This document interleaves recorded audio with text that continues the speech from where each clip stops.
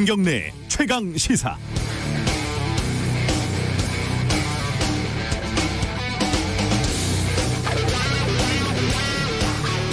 이번 선거 결과가 민주당의 승리냐 아니면 통합당의 패배냐 이렇게 묻는 거는 좀 부질없어 보입니다.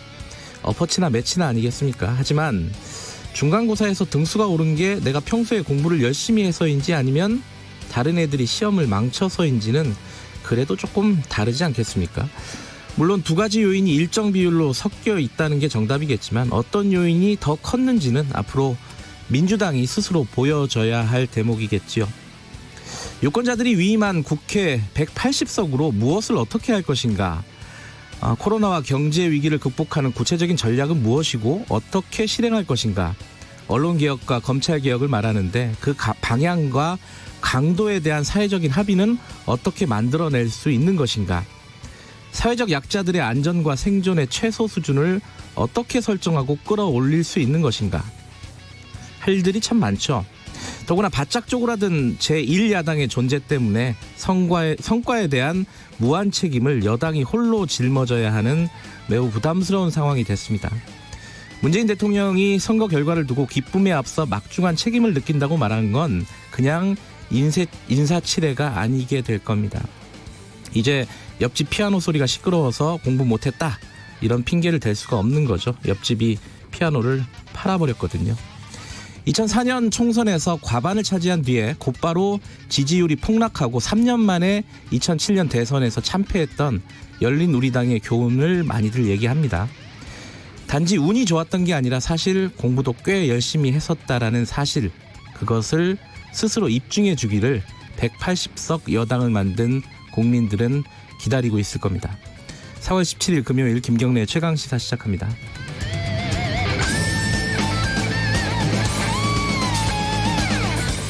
김경래 최강시사는 유튜브 라이브 열려 있습니다. 실시간 방송 보실 수 있고요. 문자 참여 기다립니다. 짧은 문자는 50원, 긴 문자는 100원. 샵 9730으로 보내주시면 됩니다. 스마트폰 콩 이용하시면 무료로 참여하실 수 있습니다. 참여해 주시면요, 추첨 통해서 시원한 커피, 따뜻한 커피 드실 수 있는 쿠폰 보내드립니다. 자, 오늘 금요일 주요 뉴스 브리핑부터 시작하겠습니다. 고발뉴스 민동기 기자 나와 있습니다. 안녕하세요. 안녕하십니까. 이제 국회 선거 결과가, 국회의원 선거 결과가 나오고 각종 통계들이 좀 나오고 있죠. 좀 의미 있는 것들을 정리를 해보죠. 그 21대 국회의원 당선인 현황 자료를 중앙선관위가 공개를 했는데요. 네. 지역구와 비례대표를 합쳐가지고 초선이 152명입니다. 반이 넘네요. 50.7%에 이르는 그런 수치고요. 네. 최다선인 6선에 오른 민주당 박병석 의원이 가장 이제 많은 다선을 6선 그렇습니다. 박병석 의원 혼자네요. 혼자입니다. 예. 그리고 이제 최연소 당선인도 탄생을 했는데요.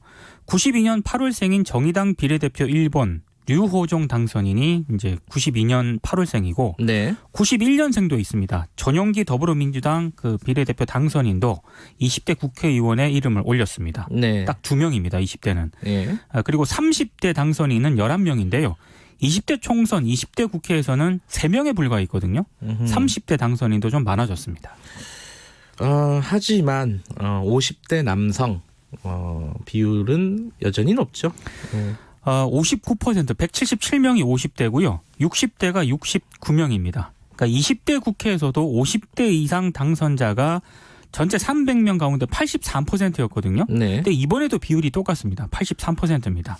대신 여성 지역구 당선자가 역대 가장 많은 29명을 기록을 했습니다. 근데 퍼센테이지로 보면 여전히 11.4%에 불과하고요. 여성 당선자 가운데 지역구와 비례대표를 합하면 57명입니다. 19% 정도 됩니다. 네. 그러니까 지역구 당선자 26명을 포함해서 여성이 51명이었던 20대 국회보다는 여성 비율이 2% 정도 늘어났습니다. 조금 늘었네요. 조금. 그렇습니다. 예. 재산은 여전히 많다고요? 부자들이 많다는 뜻이네요. 평균 재산이 21억 7,942만 원으로 집계가 되는데요. 네. 20대 총선 당선인 그 평균 재산 신고액이 41억 400만 원이었거든요. 줄었네요?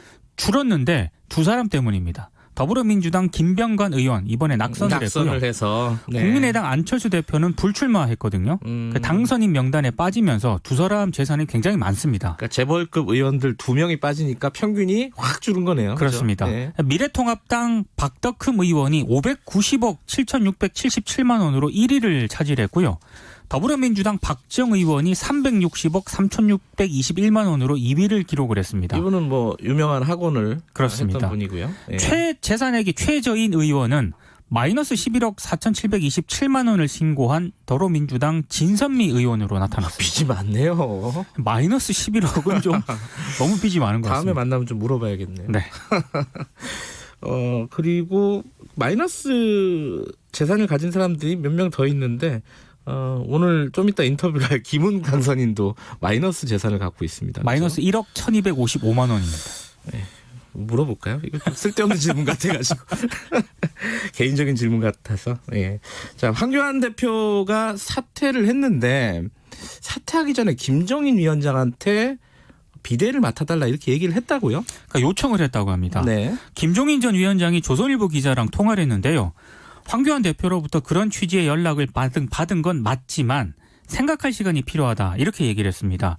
그 정진석 의원도 네. 코로나 이후 경제 위기가 가장 걱정되는 상황이다 보니까 이 분야 전문가인 김종인 전 위원장을 비대위원장으로 모시는 방안을 생각하고 있다 이렇게 얘기를 했고요. 네. 주호영 의원도 역시 비슷한 취지의 발언을 했습니다. 네. 당대표 거리 시에 원내대표가 당대표 권한대행을 맡게 되는데요. 비대위원장 임명을 위해서는 당대표 권한대행이 전국위원회를 소집을 해야 되거든요. 근데 지금 심재철 원내대표가 낙선한 상황이기 때문에 당선자들 간의 합의가 전제가 돼야 할 것으로 보입니다. 미래통합당이 수습을 하려면 시간이 좀 걸릴 겁니다. 그렇습니다. 세월호 참사 6주기였는데 어제가 21대 국회에서 해결할 것들이 좀 있다고요? 그러니까 박근혜 전 대통령의 7시간 행적에 대해서는 여전히 밝혀진 게 없거든요. 그 당시 황교안 대통령 권한대행이 참사 당일 청와대에서 생산한 문건을 모두 대통령 지정 기록물로 국가기록원에 봉인을 했습니다. 네. 최장 30년간 비공개가 되는데요. 송기호 변호사가 그런 문건의 목록만이라도 공개하라는 취지로 소송을 제기를 했는데 1심에선 승소했지만 2심에선 패소를 했습니다. 지금 대법원 판단을 기다리고 있고요. 네. 그리고 사회적 참사 특별조사위원회 활동 기한이 올해 12월 10일까지입니다. 몇 가지 의혹을 제기하면서 검찰 재수사를 이끌어내긴 했습니다만 그 당시 정치인들에게 적용할 수 있는 직권남용죄 공소시효 등이 1년 정도밖에 안 남았거든요. 네. 이것도 조금 해결해야 될 그런 과제로 꼽히고요. 그리고 잠수사라든가 기간제 교사와 같은 세월호 피해 지원법에서 소외된 사람들이 있습니다. 네. 좀 범위를 좀 넓혀야 된다는 그런 요구가 있어 왔었는데 법안은 발의가 됐습니다만 미래통합당의 반대로 지금 국회 법사위원회 2년째 계류 중입니다. 이른바 그 안타깝게 숨진 김관홍 씨 이름을 딴 김관홍 잠수사 이름을 딴 김관홍 법이라고 불리죠. 그렇습니다. 이런 부분들도 20대 국회에서는 처리가 안 됐던 부분입니다. 그렇죠? 네. 이런 부분들이 21대 국회에서 어떻게 처리가 될지는 한번 좀 봐야겠죠. 자, 브리핑은 여기까지 듣죠.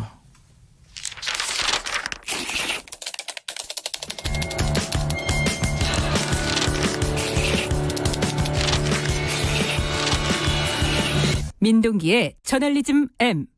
네, 한 주간의 뉴스 중에 좀 챙겨봐야 될 뉴스를 날카로운 시각으로 분석해보는 시간입니다. 저널리즘 M. 왜 웃으세요? 날카롭다가 아니라 날카롭게 해야 될 것 같아가지고. 편안하게 하시기 바라겠습니다. 오늘 어떤 기사를 갖고 오셨어요? 이게 총선 때문에 제대로 주목을 받지 못했는데요. 네. 그 한국경제신문 논설위원이 네. 타사 기자 칼럼을 표절한 사건이 있었습니다.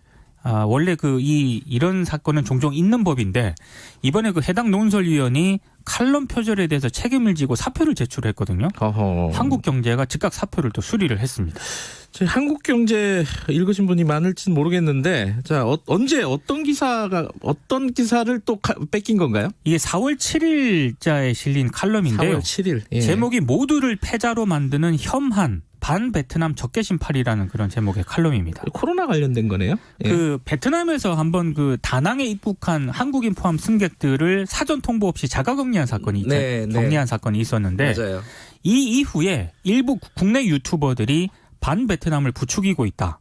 그리고 돈벌이용 손님몰이를 위해서 혐오가 가득한 말이라든가 글로 침소봉대를 일삼고 있다. 뭐 이런 내용입니다. 내용은 좋네요. 내용은 좋은데요. 베트남 현지 상황을 소개하는 그 문장에서 지난 3월 6일 아시아투데이 베트남 하노이 특파원이 쓴 칼럼 기사 수첩을 상당 부분 좀 참고를 한 게 문제가 됐습니다. 그러니까 한국경제의 논설위원이 아시아투데이의 기자 수첩, 기자 칼럼을 뺏겼다. 네. 뺏겨도 이제 정도의 문제일 텐데 어느 정도로 뺏겼습니까? 많이 뺏겼습니다. 많이요? 미디어널하고 기자협회보가 이 내용을 보도를 했는데요. 아시아투데이 특파원이 쓴 칼럼을 구성한 13개 문장 가운데 네. 한국경제 논설위원이 참고한 그 문장이 8개입니다. 그러니까 상당 부분 좀 많이 참고를. 절반 이상을 갖다 썼다는 거네요. 그리고 미디어오늘과 기자협회보 등이 구체적으로 이제 이 내용을 인용한 부분을 참고를 해보니까 보니까요. 예. 정말 좀 비슷하게 많이 참고를 했더라고요. 예. 물론 출처는 전혀 밝히지 않았습니다. 이게 문제가 된 겁니다. 칼럼을 뺏긴다는 건 참 이해가 잘 되지는 않네요. 그 논설위원이 기자 칼럼을 뺏긴다는 게 좀 그렇습니다.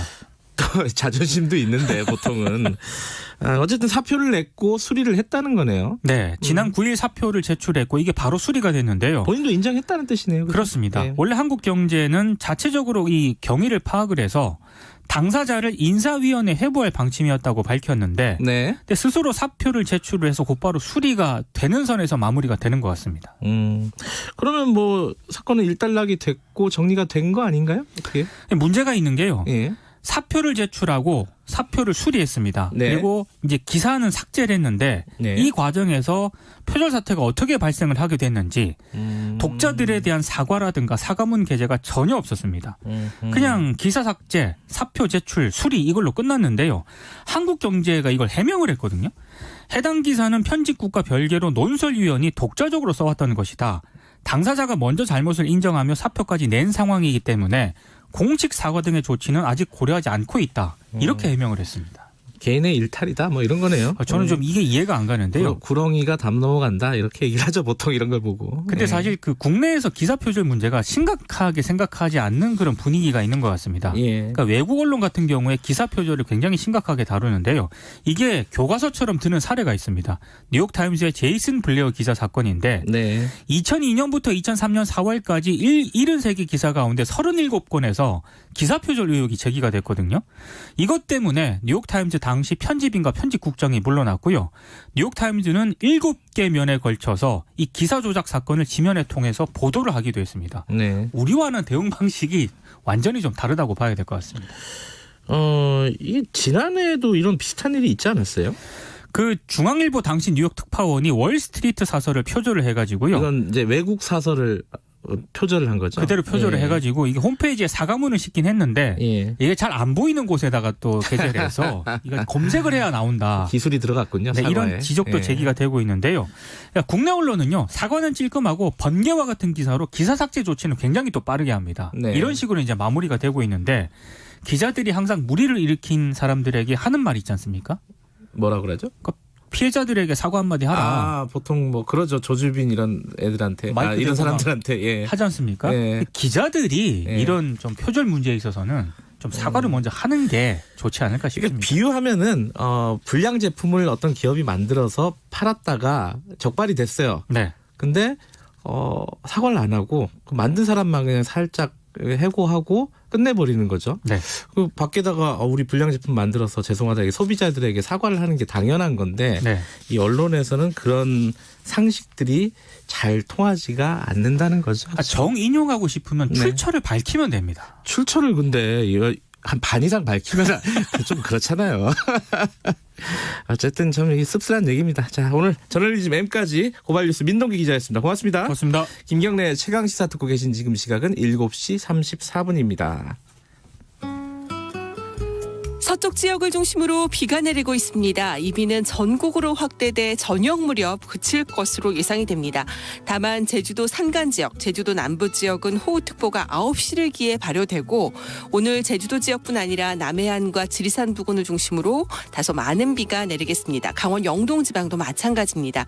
그리고 내일도 새벽녘에 산발적으로 비가 내리는 곳이 많겠고 강원 영동지방과 경상북도 동해안 지역은 낮까지 비가 내리겠습니다. 일요일도 다시 한번 전국적인 비 예보가 있습니다. 이렇게 비가 내리기 때문에 건조특보는 모두 풀린 상황이고요. 오늘 낮 최고 기온 서울 강릉 15도 또 대전 광주 대구 17도 등으로 어제와 큰 차이를 보이면서 다시 한번 기온은 떨어지겠습니다. 오늘 밤 늦게 황사가 날아드는 곳이 있는데 주로 충청 이남지방이라는 점 참고하시면 좋겠습니다. 지금 서울 기온은 11. 10.7도입니다. 지금까지 서울에는 0.5mm의 비가 내렸습니다. 다음은 이 시각 교통 상황 알아보겠습니다. KBS 교통정보센터의 이승미 씨입니다. 네, 이 시각 교통 상황입니다. 빗길에 차량 미끄러짐 사고를 예방하기 위해선 감속 운전이 최선입니다. 지금 고속도로 사고는 호남고속도로 지선 논산 쪽인데요. 논산 분기점 부근에서 화물차와 승용차 등 3중 추돌 사고가 발생했고요. 이 사고로 승용차 한 대가 옆으로 넘어졌습니다. 2차로 막고 처리 중입니다. 2km 넘는 구간 거의 서 있다시피 한 상태고요. 논산 철안고속도로 논산 쪽으로도 차량 터널 2차로에서 승용차 관련 사고 나서 밀리고 있습니다. KBS 교통정보센터였습니다. 김경래의 최강시사는 짧은 문자 50원, 긴 문자 100원인 문자번호 샵 9730 무료인 어플 콩으로 참여하실 수 있습니다. 유튜브 라이브로도 함께합니다. 네, 4.15 총선 끝났지만 선거의 후폭풍은 계속되고 있습니다. 한동안 오랜 시간이 걸리겠죠. 후폭풍을 수습을 하는 데는요. 자, 이번 선거에서 화제의 당선인들 오늘까지는 좀 만나볼 필요가 있을 것 같습니다. 근데 섭외를 하다 보니까 공교롭게도 두 분이 섭외가 됐어요. 그 서울 송파구 갑의 김웅 당선인 그리고 안산 단원을의 김남국 당선인 두 분이 이제 법조인이기도 하고 검사 출신, 변호사 출신 그리고 좀 대척점에 있습니다. 지금 검찰 개혁이나 이런 부분에 대해서 두 분들을 좀 차례로 좀 연결을 해보겠습니다. 먼저 서울 송파구 갑의 김웅 당선인 연결되어 있습니다. 안녕하세요. 예, 안녕하십니까. 김웅입니다. 네. 하루쯤 지나서 이제 좀 마음이 정리가 좀 되셨습니까? 어떻습니까? 글쎄요, 정리가 그렇게 쉽게 되는 건 아닌 것 같아요. 워낙에 이번 선거가 격렬한 그 결과를 낳아서 네. 좀 더 시간이 걸리지 않을까 싶습니다. 어제 새벽에 이제 당선이 확정될 때의 어떤 짜릿함 이게 아직 좀 남아 계시죠? 어떻습니까? 글쎄요, 짜릿함이라기보다 네. 저는 일단 이게 지금 현 정부의 지금 정책 방향이 잘못된 것이라는 걸 알리는 수단으로 일단 출마를 했었는데, 네네. 참 그걸 알리려는 것은 실패하고. 네. 국회의원만 당선이 돼서 제 느낌은 일단 전쟁에서는 졌는데 네. 교두보는 확보했다 이런 느낌입니다. 아, 전쟁에서는 졌는데 교두보는 확보했다. 뭔가 이게 지금 당선이 됐어도 기뻐할 수 없는 그런 상황이다 이런 말씀이시네요. 그렇죠. 네. 자, 그럼에도 불구하고 송파구 갑에서 김웅 당선인을 선택한 이유를 어제 하루 종일 여러분들하고 얘기를 나눠보셨을 텐데 결정적인 게 뭐라고 생각하세요? 결정적으로 송파 주민들의 그 어떤 지금 요구하고 네. 저 이미지하고가 잘 맞았던 것 같아요. 그러니까 송파 주민들이 되게 보수적이시면서도 또 개방적인 성향을 가지고 계시거든요. 네. 즉, 그 마을에서 대부분 30년씩 이렇게 사셨는데 그 가장 최근에 만들어진 롯데타워를 그 자신들의 그 랜드마크로 이렇게 받아들이시는 그러니까 보수성과 개방성이 같이 좀 혼재되어 있습니다. 네. 그런 이미지하고 그러니까 인재를 바라봤을 때 일꾼을 바라봤을 때 그 이미지가 비슷한 것 같아요. 네. 저는 그렇게 생각하고 있습니다. 네. 운이 좋으시군요. 딱. 그렇죠. 맞습니다. 근데 이제 아까 말씀하셨지만은 미래통합당 소속된 당은 좀 참패라고 표현을 해도 하나도 어색하지 않습니다. 여러 말들이 나오고 있어요. 예. 김웅 당선인께서 생각하시는 참패 원인은 어떤 겁니까? 결국 이제 선거는 중도층에 있는 5% 10%가 네. 결정을 짓지 않습니까? 네. 저희 당이 수도권에서 참패를 했을 때 압도적으로 진 건 아니거든요. 네. 근데 이 중도층들이 다 돌아선 겁니다. 가운데 10%가. 네. 구로 의뢰 나왔었던 김용태 의원이 어제 페북에 이런 이야기를 하거든요. 네. 실력과 품격을 갖추지 못한 상태에서 심판을 외쳤다. 그게 정확했던 것 같고요. 네. 또 하나는 저는 사실 이제 저희 당에서 강남병에 예. 김미균 후보를 처음에 공천을 했다. 결국은 취소를 했지 않습니까? 예. 그 모습을 지켜보면서 이번 선거 어렵겠다라는 생각이 좀 들었었거든요. 네. 결국 중도층을과 아니면은 조금 생각이 다른 사람은 전혀 포용하지 않겠다라는 걸 그대로 보인 것 같아서 네. 이게 악영향을 미치겠다 싶었는데 그때 이미 벌써 좀 내포된 거 아니었나 싶습니다. 뭐 막판에 막말, 예컨대 뭐 차명진 후보 같은 경우에 막말 이런 것들이 영향을 많이 준 건 사실이겠죠, 그죠?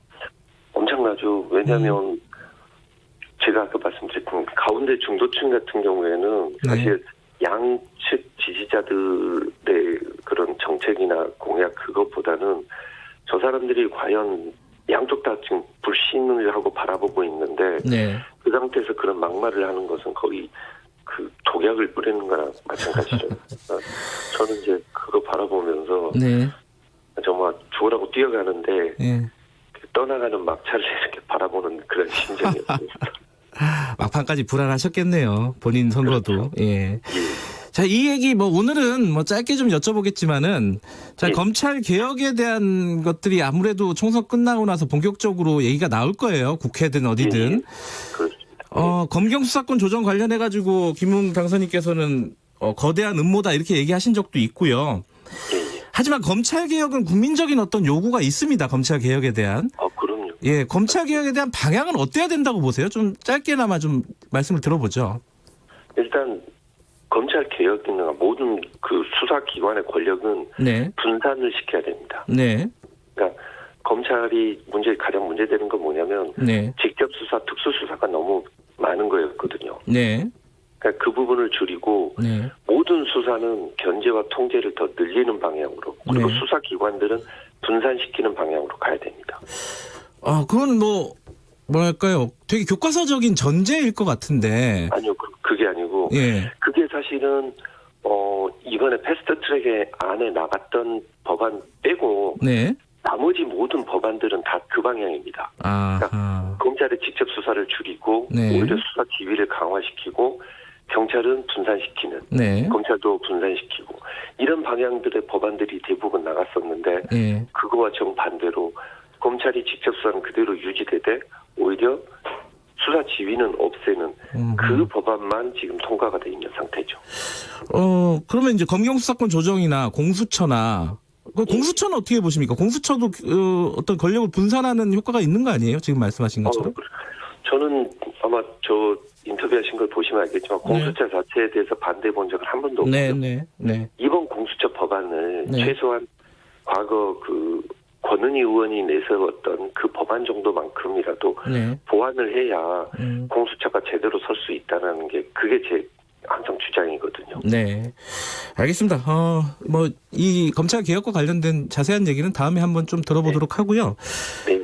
지금 며칠 안 되셨지만 며칠이 아니죠. 하루 되셨네. 이제 당선되고. 네. 검사 시절과 정치인 시절은 뭐가 다를 것 같습니까? 이 검사는 약간 좀 사실에 대한 어떤 엄격함 이런 것들이 굉장히 강조되는 직업이잖아요. 정치인은 어떤 직업인 것 같습니까? 그러니까 검사는 사실 네.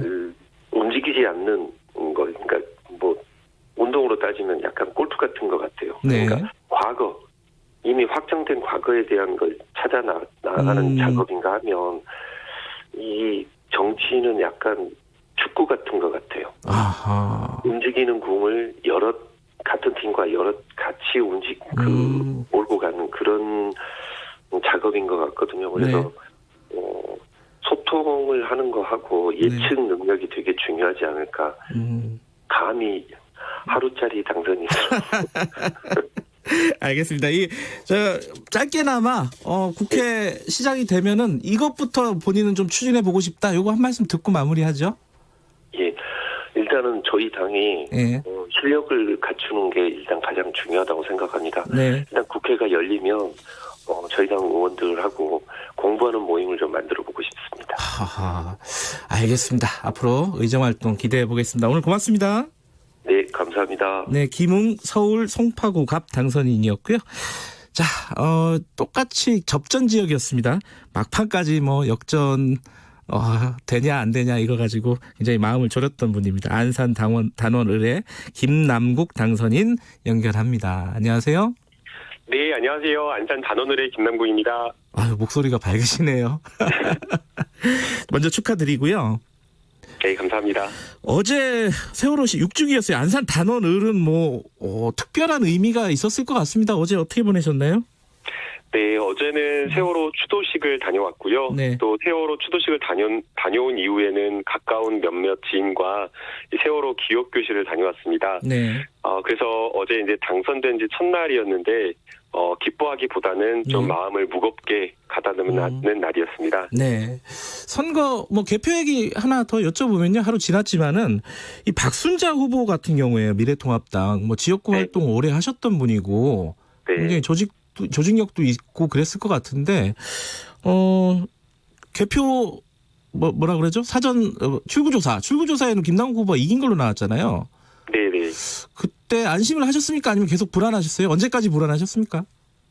개표 마지막 확정되는 시간까지 계속 불안한 상황이었고요. 네.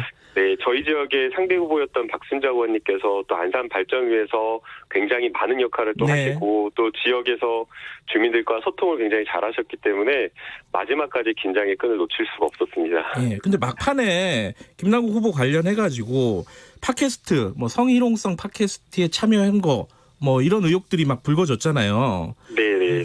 그게 아무래도 영향을 좀 줬다고 봐야겠죠? 어떻게 보세요? 분석을 사후적으로 하면은?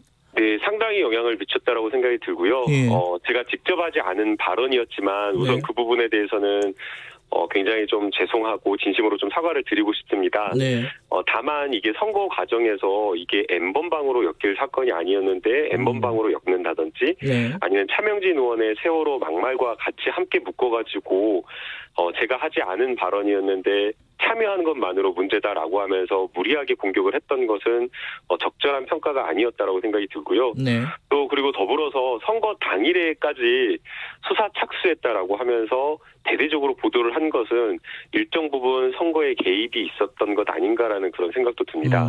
일반적으로 고소고발을 하고 24시간 하루 만에 선거 수사를 착수하는 게 사실은 굉장히 이례적이고 예외적인 사건이거든요. 네. 그런데 휴일인 투표 당일날 수사에 착수했다라는 보도가 하루 종일 보도가 된 것, 네. 저는 좀 이게 상당히 좀 무리하지 않았나라는 그런 생각이 듭니다. 그게 이제 고발한 거는 그거잖아요. 근데 이제 청소년들이 볼 수 있게 돼 있다 지금 시스템이 그 부분을 지금 고발을 한 거죠. 네, 그러니까 성인 청소는 유해 매체물이라는 것을 표시를 해야 되는데 예. 이것은 제작자에게 그렇죠. 의무가 있는 것인데 제가 출연자인 제가 거기에 대해서 임무가 있지도 않은데 그것에 대해서 고발이 들어오고 네. 더더욱이 굉장히 일반적인 사건도 그렇지만 여러 다른 사건들은 수사 착수가 굉장히 수일이 걸리고 어떤 경우는 수개월 동안 수사 착수조차 하지 않은데 선거 당일날 굳이 제가 누가 보더라도 혐의가 그건 있기가 어려운 사건을 대대적으로 수사 착수했다는 보도가 되고 투표 당일날 하루 종일 자막으로 TV나 이런 곳에 수사 착수되었다라고 하면서 김남국 이름이 떴다라고 하는 것은 이것은 조금 모종의 어떤 의미가 있다고 저는 생각이 듭니다. 그러니까 수사 착수가 검찰에서 한 거죠? 네, 검찰에서 수사 착수했다고 보도가 되는 것 같습니다. 배당을 한 거고요, 그죠? 예, 예. 그 부분이 김남국 후보자 입장에서는 검찰이 일반적이진 않은 것 같습니다. 예, 검찰이 네. 선거에 개입하려는 어떤 모습이 아니었나라고 지금 의심하신다는 거죠, 그죠? 그렇게까지 의심한다기보다는요, 네. 굉장히 좀 일반적이지 않고 이례적인 그런 어떤 보도였던 것 같습니다. 알겠습니다. 검찰 수사 과정을 좀 지켜보도록 하고요. 자, 안산 단원 을은 사실은 김남국 후보에게는 좀 낯선 곳이잖아요. 네. 그 유권자들이 더군다나 여기는 세월호 유가족들도 굉장히 많은 좀 우리나라에서는 좀 특별한 곳입니다. 유권자들이 이렇게 낯선 김남국 후보를 결과적으로는 선택을 한 이유는 뭐라고 보세요? 네, 우선 시민들과 국민들이 선택해 준 것을 무겁게 받아들이고 있고요. 네. 김남국이라는 인물이 정말 뛰어나서 선택을 했다라기보다는 네. 코로나19로 인한 경제 위기를 잘 극복해라라는 국민들의 뜻이 있었다고 생각이 됩니다. 네. 그래서 지금 현재 집권 여당인 더불어민주당이 완전히 다 잘하고 있는 것은 아니지만 네. 집권 여당에게 힘을 실어줘서 국정 안정을 시키고 네. 코로나19로 인한 경제 위기를 빨리 좀 극복하라라는 의미가 있었다고 생각이 들고요. 네. 또 거기에 더해서 박순자 의원님께서 안산 발전을 위해서 굉장히 많은 역할을 하고 많이 국민들과 좀 소통하는 그런 모습을 보이긴 했지만 네. 또 한편으로는 좀 과거와는 좀 다른 정치, 새로운 인물과 좀 새로운 정치에 대한 국민들의 기대감이 좀 반영되지 않았나라는 전 생각이 듭니다. 지금 김남국 후보 관련해서는 이제 선거 전에도 그렇고 지금도 그렇고 이 조국 수호대 이런 식으로 카테고리를 만들어서 이름을 붙이는 일부 언론들이 있습니다. 네. 그런 기사를 보시면 어떤 느낌이 드십니까? 그 조국 수호대라는 이름 마음에 드세요? 네, 제가 했던 것은 예. 이제 물론 조국 장관이 가지고 있었던 검찰 개혁이라고 하는 상징성, 네. 그리고 조국 전 장관에 대한 수사 과정이 정말 불합리하고 굉장히 이례적이고 이것은 정치적 어떤 문제가 있는 것이다라는 그런 비판이었고요. 네. 결국에는 이제 조국 백서 저자다라고 하면서 굉장한 많은 공격과 비판이 들어왔었는데요. 네. 저는 제가 이 부분에 대해서는 분명히 인정을 하고 긍정을 하면서 제가 정치적 자산으로 가져가는 한편 또는 정치적으로 극복해야 될 과제라고 저는 생각이 듭니다. 네. 조국 백서라고 했던 것이 어떤 개인에 대한 위인전, 조국 전 장관에 대한 이야기를 쓰겠다라는 것이 아니고요. 네. 정말 그냥 상식적인 물음, 우리 사회 정의가 있어야 되고 어떤 권력도 심판받을 수 있고 비판받을 수 있어야 되는데 검찰권은 그러지 못했다. 그래서 이 조국 백서라고 하는 것은 조국 전 장관에 대한 이야기가 아니라 검찰 개혁 백서이기 때문에 이 검찰 개혁과 관련된 부분은 제가 해당 상임위에 들어갈 수 있을지 없을지는 모르지만 네. 그것과 무관하게 힘을 실어서 끝까지 추진할 과제로 삼고 있습니다. 예, 조금 전에 김웅 당선인, 검찰 출신 김웅 당선인이 검찰 개혁에 대해서는 큰 틀에서 동의하되 지금 검경 수사권 조정이라든가 공수처법 같은 경우에는 좀 문제가 있는 소지가 있다 이런 얘기를 하셨어요. 여기에 대해서는 어떻게 생각하십니까?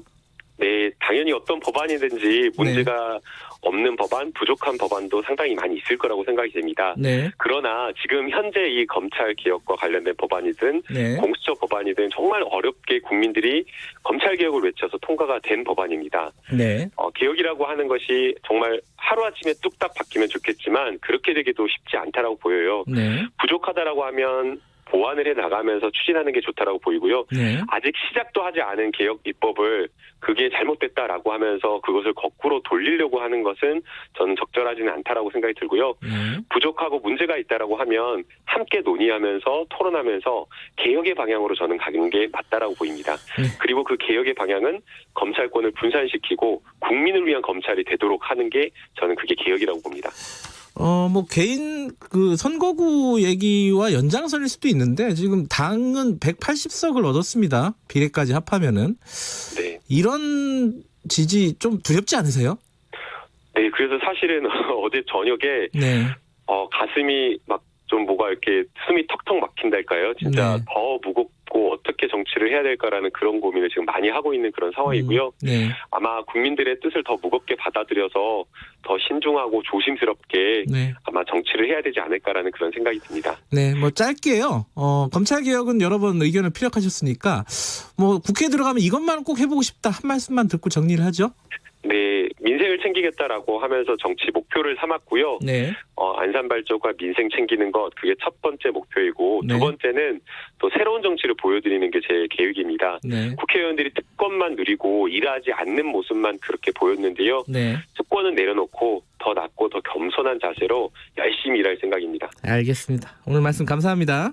네, 감사합니다. 좋은 하루 되십시오. 네, 김남국 안산 단원을 당선인이었고요. 다들 열심히 일한다 그러니까 한번 좀 지켜보죠. 자, 1부 여기까지고요. 2부에서는요. 영국 캠브리지대 장하준 교수랑 좀 만나봅니다. 코로나19 이후에 세계 경제는 도대체 어느 방향으로 흘러갈지. 자, 3부에서는 미래통합당 이준석 후보 낙선자죠. 우리는 낙선자도 인터뷰합니다. 예, 잠시 후에 2부에서 다시 돌아오겠습니다.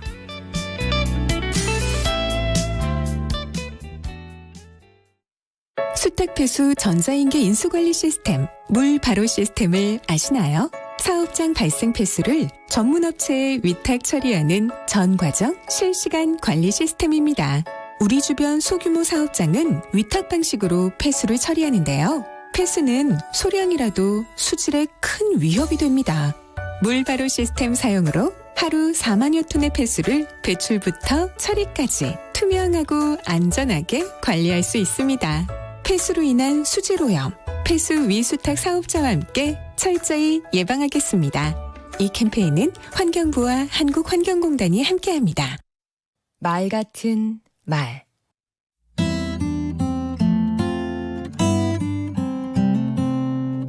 안녕하세요. 강원국입니다. 우리는 호칭으로 삽니다. 저만 해도 아들 혹은 자식이란 호칭으로 태어나 학생이란 호칭을 꽤 오래 달고 살았죠. 취직해서는 사원, 대리, 과장, 부장 더 높은 호칭을 얻기 위해 경쟁했습니다. 내가 임마 너희 서장이랑 임마. 이렇게 사람을 분투하게 만드는 호칭. 최근에는 여기에서 벗어나려는 움직임이 있습니다.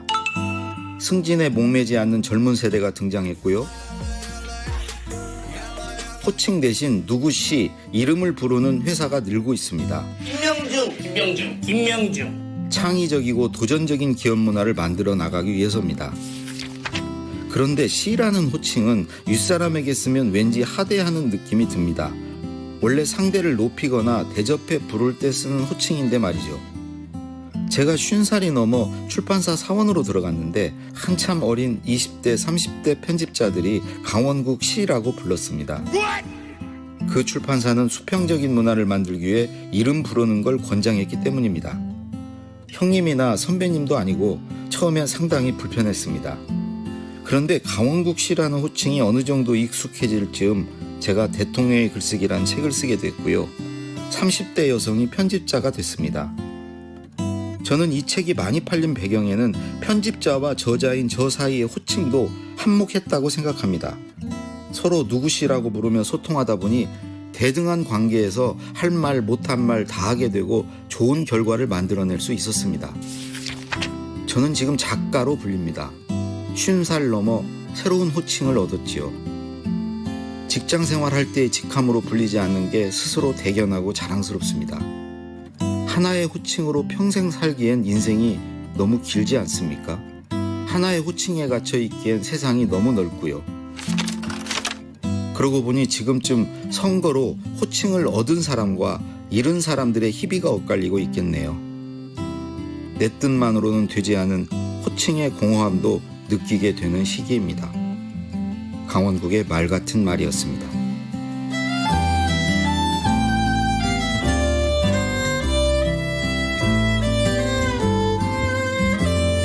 사람은 호칭 안에 있지만 삶은, 발전은 호칭 바깥에 있습니다.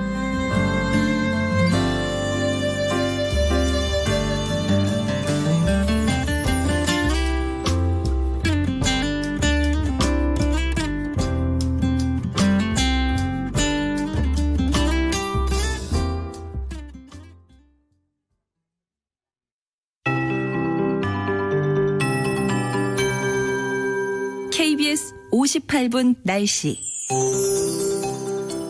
오늘 전국은 비가 내리겠습니다. 지금은 서쪽 지역을 중심으로 비가 내리고 있고 호우특보가 7시 30분을 기해서 흑산도 홍도에 발효됐고요. 9시에는 제주도 남부 지역과 산간 지역으로도 발효되겠습니다. 이 특보만 봐도 알 수 있는 상황인데 예비특보 상황을 보면 해안 지역의 강풍특보, 바다에는 풍랑특보가 점차 강해지겠습니다. 그만큼 바람이 강하게 불 것으로 보이고 전국에 걸쳐 돌풍과 함께 천둥번개를 동반한 요란한 비 예보가 있는 가운데 특히 제주도, 지리산 부근, 남해안, 강원 영동 지방을 중심으로 20에서 60mm의 다소 많은 비가 내릴 것으로 보입니다.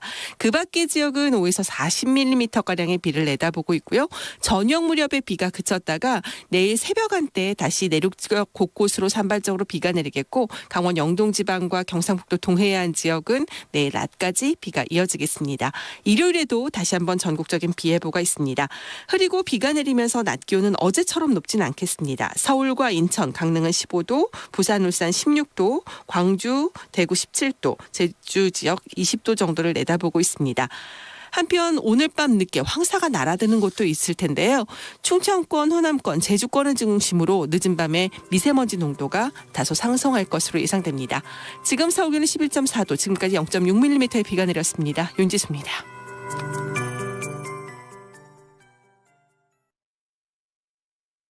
정성을 다하는 국민의 방송 KBS가 8시를 알려드립니다. AM 711kHz, FM 97.3MHz, KBS 1라디오입니다. HLKA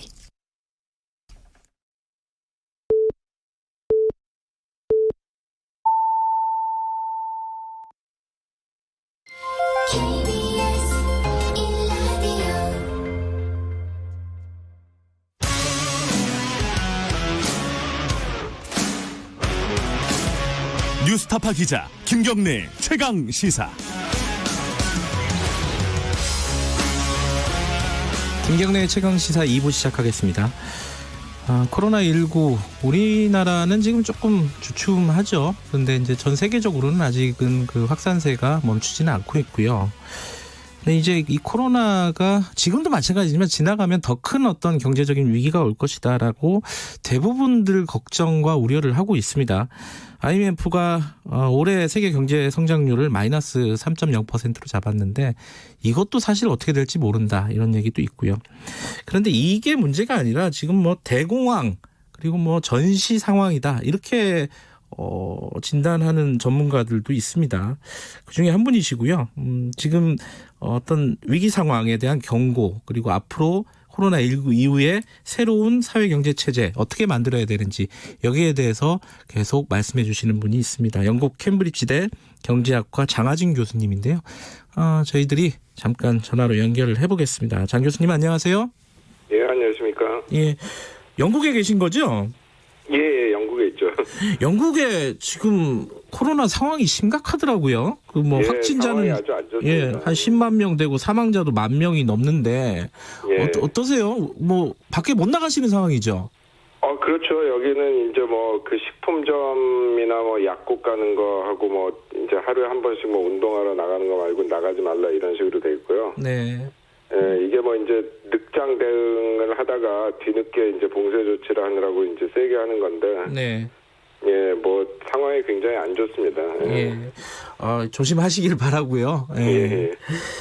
오늘 좀 인터뷰를 최근에 이제 언론들이랑 몇 번 하셨습니다. 근데 거기서 물론 이제 좀 기자들이 자극적인 단어들을 골라가지고 기사를 예. 쓴 측면도 있지만은 그래도 좀 놀라운 거는 지금 1929년 대공황보다 더 심각할 수 있다. 지금은 단순한 경제 위기가 아니라 전시 상황이다. 이런 말씀을 하셨어요. 이게 이 저널리스트들 뭐 기자들은 좀 과장할 수 있는데 학자가 이렇게 얘기하니까 더 무섭습니다. 이게 어떤 뜻이세요?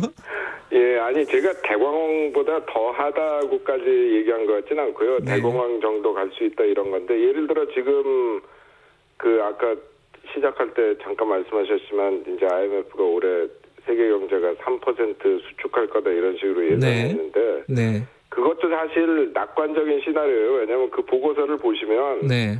이게 코로나가 올 하반기에 잡힌다는 전제에서 하는 예측이다 얘기를 하고 네.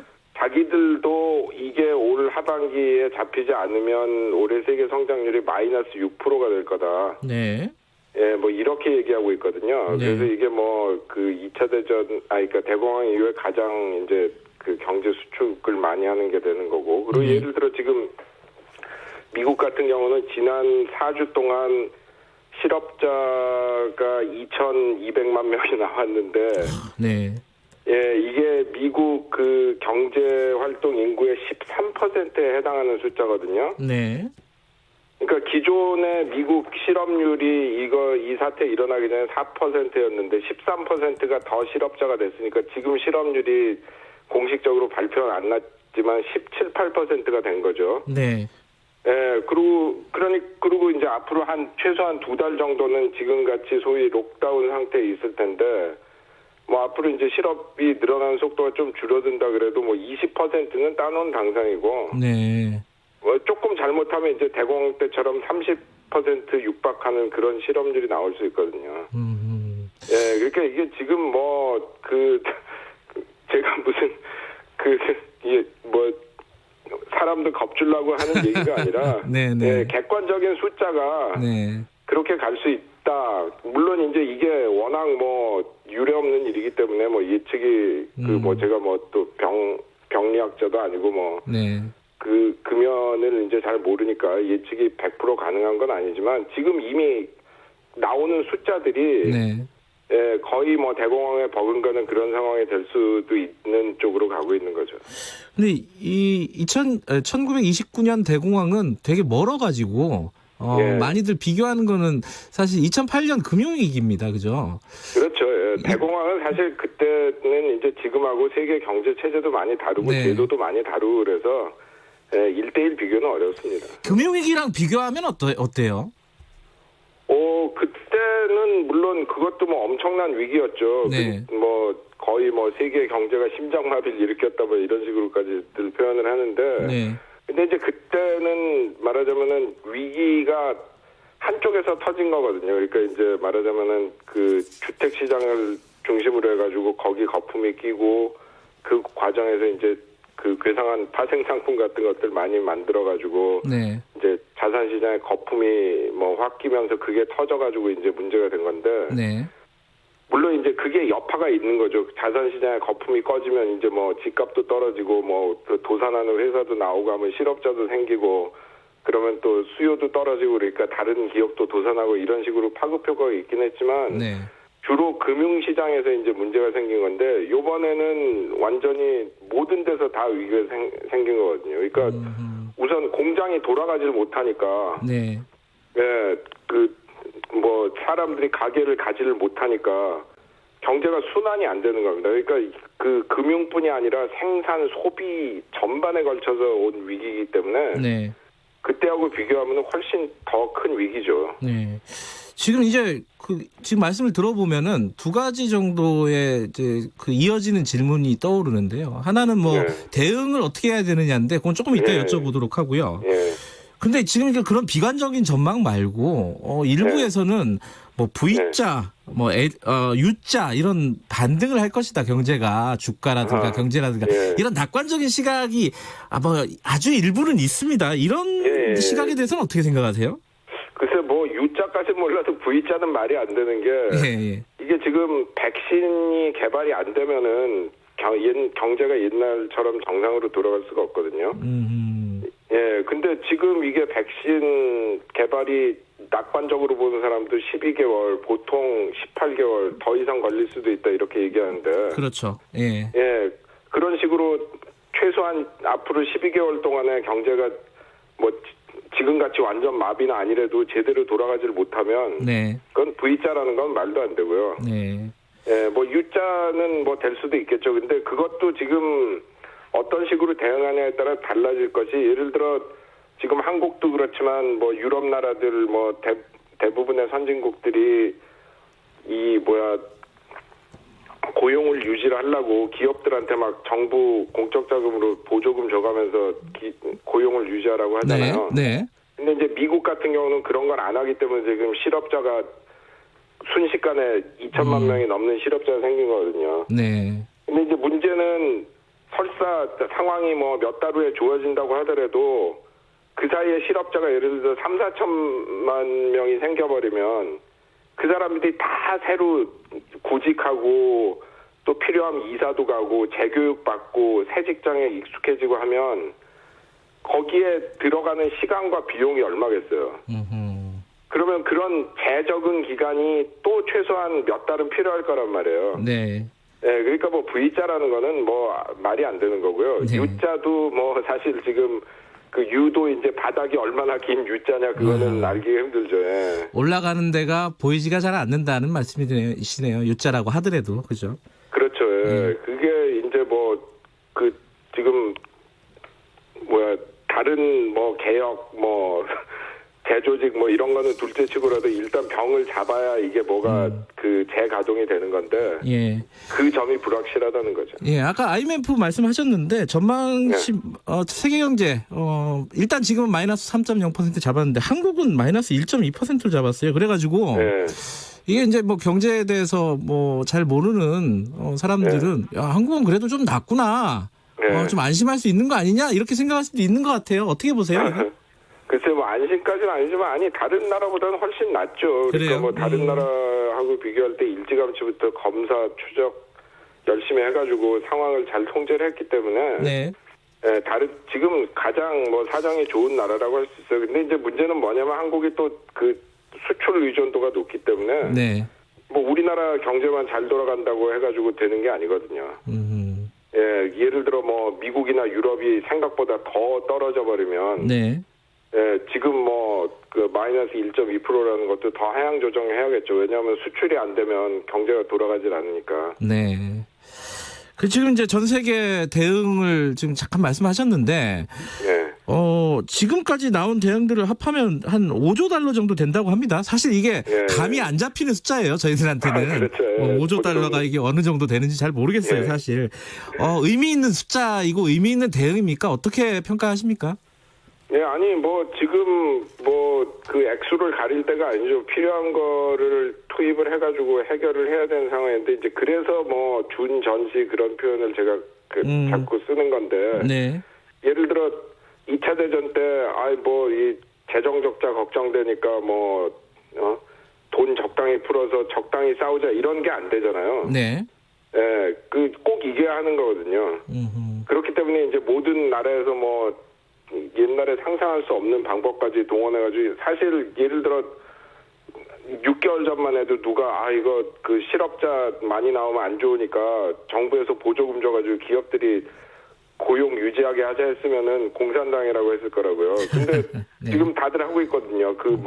시장 경제 원조라는 영국 같은 나라에서도 다 하고 있는데 그래서 이제 굉장히 말하자면은 극한 상황이기 때문에 극한 처방이 나오는 건데. 네. 근데 이제 중요한 거는 돈을 푸는 액수가 문제가 아니라 돈을 어떻게 푸느냐가 문제거든요. 그러니까 예를 들어 2008년 금융위기 이후에도 돈을 풀었는데 그 돈을 말하자면은 금융기관에만 자꾸 줘가지고 실물 경제에 돈이 안 들어가니까 푼 양은 많은데 사실 그거에 비해서 효과가 별로 없었단 말이에요. 네. 그래서 요번에는 이제 그런 짓을 하지 말고 이제 진짜 돈이 필요한데 돈을 줘야 된다 뭐 이런 얘기들을 많이 하고 있고 뭐 한데 아직도 이제 주로 그 정책가들은 주로 생각하는 게 뭐 중앙은행에서 돈 풀고 이자율 깎고 이제 자꾸 이런 것만 생각하니까 그래서 이제 자꾸 이걸 뭐 재난소득을 줘야 된다 뭐 고용을 유지해야 된다 이제 이런 방법들이 나오는 거죠. 네. 그리고 지금 이제 특히 어려운 거는 뭐 우리나라는 그 정도는 아니지만 뭐 지금 유럽이나 미국은 그 돈을 줘도 사실 소비를 하기 힘든 상황 아닙니까? 뭐 술집도 닫았지, 뭐 미장원도 닫았지, 식당도 닫았지, 가서 돈 쓸 데도 없거든요. 네. 그러니까 지금 굉장히 그 기존의 경제 정책이 통하지 않는 그런 상황이 많아요. 2008년도 금융위기 때 돈을 풀었는데 그게 금융기관에만 쌓여가지고 결국 그 모순이 지금까지 누적이 됐다. 이런 말씀을 여러 차례 지적을 해주셨잖아요. 그렇죠. 예. 근데 지금은 그럼 지금 말씀하신 대로 돈을 어떻게 푸느냐가 중요한데 풀어봤자 쓸 수가 없다. 그럼 어떻게 해야 되는 거예요? 방법이 없는 거 아니에요? 아니 그래도 이제 기본적인 사람들이 생활은 해야 되잖아요. 뭐 나가지는 못하더라도 일단 음식이라도 사서 먹어야 되고 전기세 내야 되고, 뭐 그 수도세 내야 되고 인터넷 해가지고 밖에 세상이랑 소통이라도 조금 해야 되고 그러니까 그런 기본적인 생활에 필요한 그러니까 돈이 일단 지원이 돼야 되는데 지금 뭐 이 영국이나 유럽 나라들 뭐 한국만큼 그러니까 한국보다 경제 상황도 훨씬 안 좋고 뭐 다 닫아놓고 그다음에 한국만큼 뭐 배달 같은 것도 잘 안 돼 있고 그래가지고 막 그 노인들은 이제 뭐 병에 위험하니까 집에서 나오지 말라고 하는데 하다못해 음식 배달 시켜 먹기도 힘들어요. 그 슈퍼에서 배달 같은 거 받을래도 뭐 인터넷으로 신청하면 뭐 2주일에 온다 뭐 이러니까 막 그래서 굶는 분들도 생기고. 그래서 지금 뭐 하여튼 그 상황이 굉장히 그렇기 때문에 이거를 그런 기본소득이라도 줘야 뭐 그 생계라도 유지할 수 있는 분들이 많이 생겨서 그 뭐 옛날처럼 돈을 쓰지는 못할지라도 그런 분들한테 그 생계를 보장을 해줘야죠. 지금 우리나라도 말씀하신 뭐 기본소득 개념들이 일정 정도 좀 도입이 되고 있어요. 그 정부에서 전 국민에게 재난지원금 지급하자. 그래서 지금 한 70% 소득 수준 70%에게 지급을 하자는 쪽으로 지금 가닥이 잡히고 있고 여전히 논란 중입니다. 전체를 다 줘야 되냐 이러고 있는데 요 뉴스들을 보시면서 어떤 생각이 드셨습니까? 그 방향을 잘 잡고 있는 것 같아요. 우리나라는? 글쎄요. 저는 이제 뭐 그 당장 이제 급하니까 재난소득 그 분배해야 된다고 생각하고 그리고 저는 그냥 지금은 100% 국민 다 주는 게 좋다고 생각해요. 지금 뭐 그거 추리고 있자면 시간 들고 지금 하루가 급한 분들이 많은데 네. 일단 줘놓고 나중에 모든 국민 다 주는 건 좀 그렇지 않았냐 생각하면 네. 그 고소득자들한테는 세금으로 다시 걷어가면 되거든요.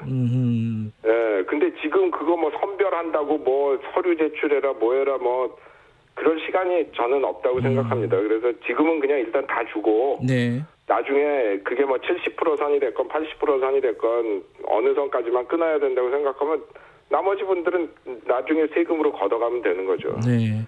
예, 근데 제가 생각하는 거는 이제 그런 재난소득도 재난소득이지만 우리나라는 이번 기회를 통해 가지고 네. 복지제도를 재정비를 해야 돼요. 복지제도요? 지금 뭐 예. 제가 맨날 하고 다니는 얘기지만 OECD에서 멕시코 다음으로 작은 복지 국가를 갖고 있는 나라 아닙니까? 네. 복지 안 한다고 하는 미국하고 비교해도 반밖에 안 되는데 네. 지금 이제 그나마 그래도 이렇게 대부분의 가게들이 영업도 하고 이러니까 겨우겨우 생계를 유지하는 건데 네. 정말 이 병이 뭐 더 심해진다던가 뭐 나중에 또 더 심한 병이 나온다던가 이래가지고 진짜 그렇게 다 문 닫고 있어야 될 상황이 되면은 예를 들어 자영업자들은 어떻게 할 겁니까? 네. 예, 그래서 하여튼 이 기회를 통해 가지고 우리의 취약적인 복지를 확대하는 그런 일들을 하면 네. 뭐 이런 전염병에 희생된 분들한테 조금이라도 보답하는 거 아니겠어요? 근데 복지제도를 다시 재정비한다. 그러니까 얘기가 너무 커서요. 구체적으로는 어떤 부분이 지금 시급하다고 보십니까? 아니 그러니까 지금 뭐 우리나라 예를 들어 실업보험 같은 것도 다른 선진국들에 비하면 굉장히 약하고요. 네. 예를 들어 뭐 스웨덴, 덴마크 이런 나라는 보통 때도 실업자 되면은 이 월급의 60-70%가 나오거든요. 네. 그리고 노동자 재교육 시켜서 재취업하는 거 도와주고. 네. 그다음에 연금 같은 것도 뭐 풍족하진 않아도 그래도 다 먹고 살 만큼 나와서 사실 어르신들이 사실 수 있는데 우리나라는 연금이 너무 형편없기 때문에 네. 지금 뭐 노인 자살률도 엄청 높고 굉장히 어르신들이 고생하시잖아요. 네. 그러니까 그런 약한 부분들이 엄청 많습니다. 그래서 그 복지에 보완할 점이 아주 많죠. 그런 복지를 보완할 기회로 지금의 위기를 전환해달라 이런 말씀으로 받아들이면 되겠네요. 예, 그러니까 단발성 네. 재난소득 이런 거보다는 네. 장기적인 복지국가 확대 기회를 삼았으면 하는 생각입니다. 네. 좀 이제 시간이 많지는 않은데 마지막으로요. 예. 이 글로벌 연대를 강조하는 목소리가 많습니다. 뭐 우리 대통령도 그런 얘기를 많이 하고 있고요. 그리고 예. 뭐 유발 하라리 교수도 보니까 민족주의 고립보다는 글로벌 연대를 선택하는 것이 지금의 상황이다라는 얘기도 하고 그랬는데 근데 현실은 다 문을 닫는 나라들이 많잖아요. 그래서 이게 어떻게 바라봐야 되는지 이 상황을. 네, 글쎄요. 근데 이제 단기적으로는 네. 그런 반응들이 더 많고 더 어떻게 보면 자연스러운 건데 네. 이번 일을 거치면서 저는 많은 사람들이 뭐 뉴욕타임즈에서 미국 여론조사 같은 걸로도 좀 난 그런 징후들이 있던데 많은 사람들이 이게 우리가 그냥 섬으로 존재하는 게 아니라 다 같이 얽혀 있구나. 네. 예를 들어 이 병 같은 거는 지금 말하자면 아무리 부자라도 피할 수가 없잖아요. 그렇죠. 예, 이거가 완전히 안전해지려면 최소한 전 세계 인구의 90%가 맞을 수 있는 싼 백신이 나오지 않으면 네. 이 병이 계속 돌아다닐 텐데 그런 상황에서 나는 돈 있으니까 어디 태평양 어디 섬 사가지고 거기서 피해서 살란다 이렇게 되는 게 아니잖아요. 그래서 네. 이거를 계기로 해가지고 사람들이 얼마나 서로 얽혀 있다는 거를 많이 깨달은 것 같고. 네. 그리고 그다음에 지금 말하자면 돌보미 경제 이제 영어로는 케어 이코노미라고 하는데. 네. 집에서 여성들이 하는 가사 노동부터 시작해가지고. 네. 무슨 죄송합니다. 예, 괜찮습니다. 네. 예, 의료라던가. 네. 예, 기본 서비스라던가 이런 데서 일하는 분들이 없으면 그런 도우미 경제가 없으면 우리가 보통 생각하는 경제라는 거는 존재할 수도 없다는 것들을 또 많이 느꼈거든요. 네. 그러니까 그런 식으로 우리가 다 서로 얽혀 살고 이 경제가 제대로 돌아가려면은 그런 서로 돕고 안전을 지켜주고 하지 않으면 안 된다는 인식들이 점점 퍼지고 있기 때문에 이거를 정치 지도자들이 잘 유도를 하시면 그 연대가 강화되는 쪽으로 사회가 재구성될 수 있다고 생각해요. 그 코로나19 이후에 뉴 노멀 를 얘기를 많이들 하는데 그 중에 하나라고 볼 수 있겠네요. 지금 교수님께서 말씀하신 부분이. 그렇죠. 저는 그 전제에서 이 사회와 경제 재구조화를 시작해야 된다고 생각하는데, 단순히 그냥 경제가 어려우니까 돈 좀 풀어서 어떻게 돌리자 이런 차원보다는 과연 인간 삶에서 중요한 게 뭔가, 어떤 식으로 사회를 조직을 해야 다 같이 안전하고 건강하고 다 같이 잘 살 수 있는가 이런 거를 생각해보는 계기가 됐으면 하는 게 바람입니다. 알겠습니다. 자, 영국에서 지금 좀 뭐랄까요? 힘들게 계신 것 같은데 몸 건강하시기 바라겠습니다. 예, 감사합니다. 오늘 말씀 잘 들었습니다. 예. 영국 캠브리지대 경제학과 장하준 교수였습니다. 지금 시각은 8시 21분입니다.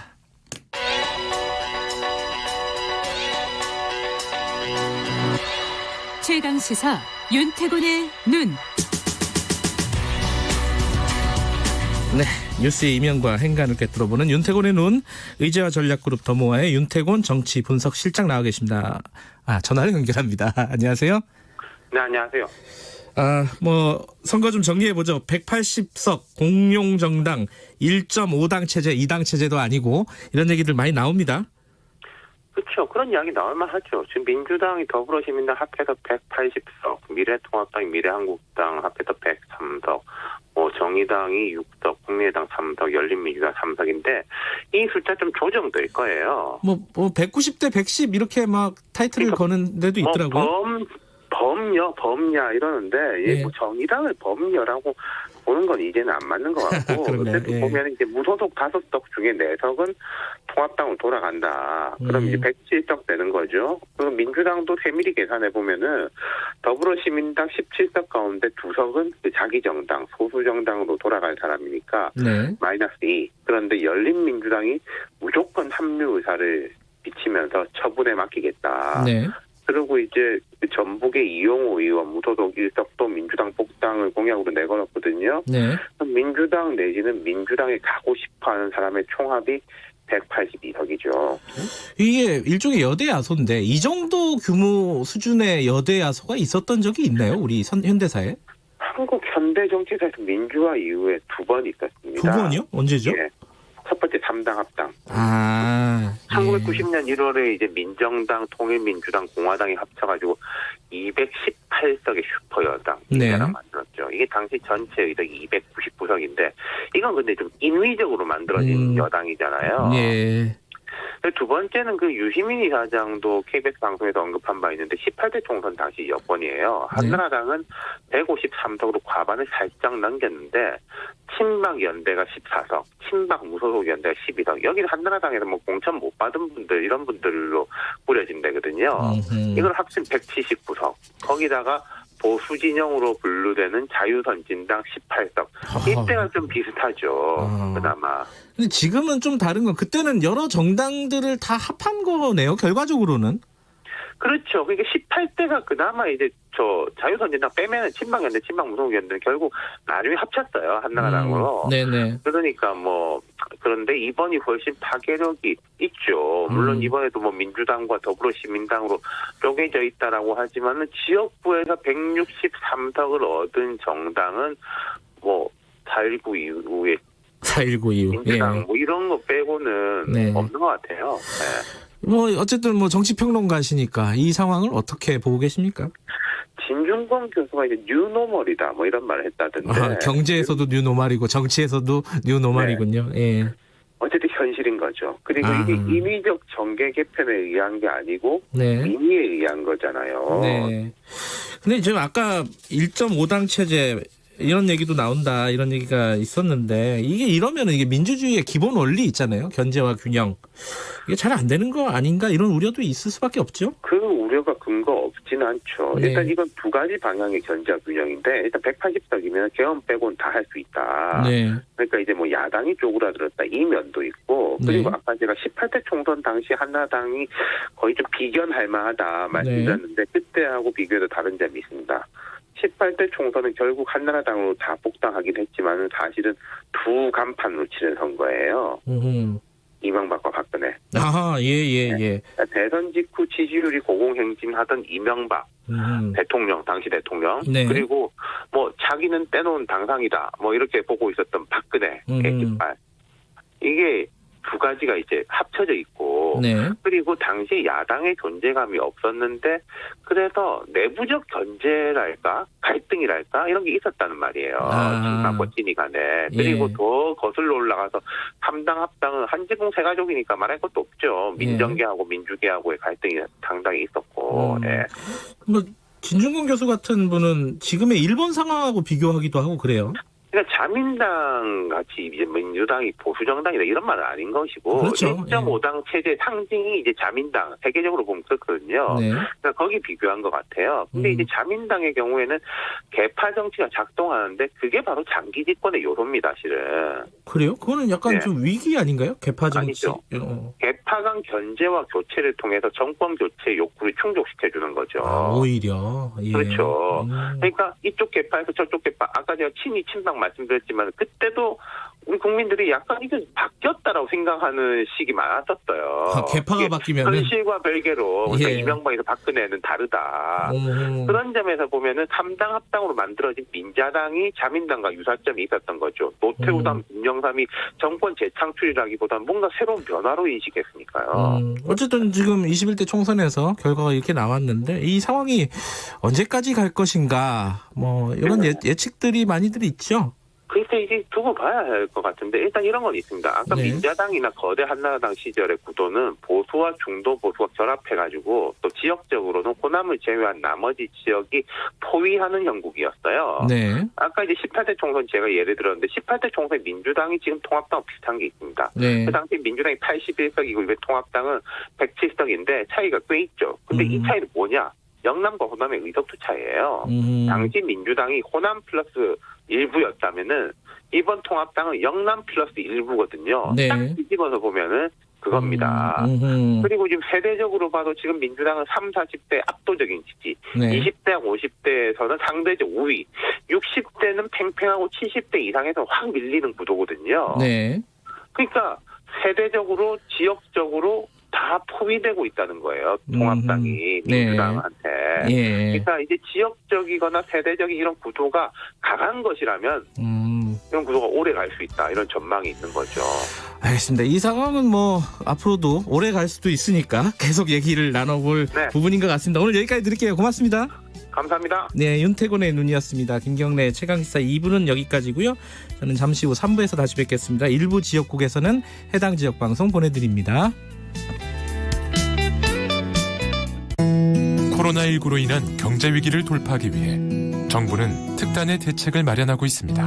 어떤 기업도 문 닫는 일이 없도록, 어떤 국민도 힘들어하지 않도록 기업, 소상공인, 자영업자의 자금난을 덜어드리고 취약계층의 부담을 완화하여 국민의 삶을 지켜내겠습니다. 전 세계가 주목하는 이유 있는 나라 대한민국. 우리는 이겨낼 수 있습니다. 긴급자금 지원과 신청 방법 등 자세한 사항은 기획재정부 누리집에서 확인하실 수 있습니다. 떨어져 있어도 마음만은 가까이 사회적 거리 두기에 계속 동참해주세요. 힘내라 대한민국. 시사에도 의리가 있다. 강호의 의리가 땅에 떨어졌다. 소신으로 승부한다. 월요일부터 금요일까지 평일 낮 12시 20분 대한민국 유일의 점심시사 토크쇼 시사계의 주윤발 오태훈의 시사본부. 점심까지만 기다린다.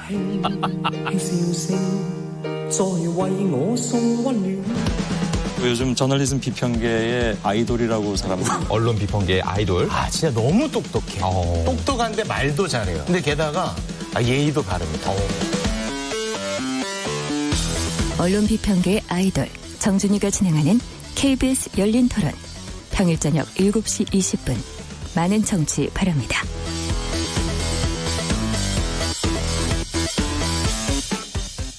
지금 시각은 8시 30분입니다.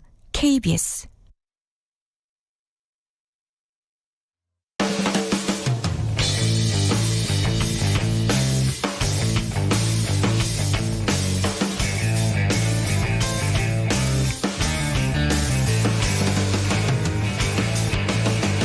김경래의 최강 시사. 네, 김경래 최강 시사 3부 시작하겠습니다. 아까 2부에서 이 180석 거대 여당의 의미 그리고 이 체제가 언제까지 갈 것인가 이런 부분에 대한 전망 이런 것들을 좀 짚어봤는데요. 3부에서는요. 패배하신 쪽 당선자가 아니라 낙선자를 저희들이 한 분 모셨습니다. 뭐 화제의 낙선자 이렇게 부르기도 뭐하고요. 하지만은 굉장히 선전을 펼치셨고 아깝게 낙선을 하신 분입니다. 그리고 지금 미래통합당 당내 상황들이 굉장히 복잡하기 때문에 여기에 대한 여러 가지 전망과 의견들 좀 여쭤보도록 하겠습니다. 미래통합당 이준석 최고위원 스튜디오에 나와 계십니다. 안녕하세요. 네, 안녕하십니까. 네. 먼저 좀 아까우셨죠? 솔직히 말씀하셔서. 네, 이번에는 저희 지역구 내에서 네. 전망이 좋았었고 그리고 사실 여론조사 저희가 좀 일부러 안 나가게 했던 측면도 있거든요, 보면은. 깜깜이 기간 동안에? 예, 그러니까 왜냐하면 저희가 사실 그 강북 지역에서는 네. 사실 상당히 좋게 나오는 당내조사 지역구들이었기 때문에 저희가 그래서 사람들이 이제 인터넷에 가보면 조소도 많이 했죠. 저기는 여론조사 해볼 필요도 없어가지고 이제 안 하는 거다. 조사했는데 오히려 좀 그런 걸 유도했어요, 저희가 일부러. 그럴 정도로 좀 선거 전략적으로도 많이 움직였던 선거였는데 사실 그러니까 사전 투표하는 날 직전에 터졌던 네. 그 어떤 막말 파동이나 이런 것들이 영향이 좀 컸습니다, 실제로. 그게 결정적이었다라고 보시는 건가요? 그게 왜 그러냐면요. 다른 선거들 같은 경우는 정책을 놓고 강한 대립이나 이런 것들이 부각되어 가지고 내가 이 정책을 보고 뽑아야겠어 이런 게 컸다면은 이번 선거 같은 경우는 코로나가 이슈를 덮었기 때문에 마지막까지 표를 어디로 찍을지 결정하지 못한 유권자가 많았어요. 근데 그 유권자들에게는 정말 그 아주 작은 어떤 이 당을 찍어야 될 이유, 찍지 말아야 될 이유가 필요했던 사람들인데 네. 거기서 뭔가를 만들어준 게 막말 사건이었다 이렇게 봅니다. 어쨌든 뭐 스코어로 보면은 53대 44입니다. 네. 이준석 그 최고위원께서 이 노원 병에 출마를 3번 했잖아요. 예. 그중에 가장 높은 수치고요. 그래도 뭐 평가할 지점이 있지 않겠습니까? 뭐 첫 번째는 안철수 대표랑 붙은 거였고요. 네. 그 당시 쌩쌩했던 안철수 대표 붙은 거였고 두 번째는 제가 바른미래당으로 3당으로 출마했던 거기 때문에 네. 단순 비교가 어려운 수치일 수도 있겠지만은 뭐 사실 선거라는 게 항상 마음대로 되는 건 아니지 않습니까? 네. 그래도 뭐랄까요, 긍정적인 측면, 본인의 어떤 정치라든가 아니면 한국 정치 긍정적인 측면이 좀 있지 않았어요? 저는 그러니까 제가 과거에 노원병이라는 곳에서 딱 한 명 보수 후보가 당선된 게 홍정욱 후보거든요. 그 꽤 오래전인데, 그죠? 2008년이죠. 그런데 그때 이제 홍정욱 의원이 36,000표가 받았거든요. 네. 그리고 43% 받았었는데 그때보다 제가 조금 이제 퍼센트 오르고 표가 만 표 정도 늘어났단 말이에요. 근데 이게 쉽지 않은 게 원래 보수가 60대 이상의 표, 50대 이상의 표 이런 것들을 기반으로 해서 보통 선거를 치르는데 네. 만 표가 어디서 왔을까? 저는 제가 졌지만 그걸 굉장히 고민을 많이 했어요. 그런데 만 표.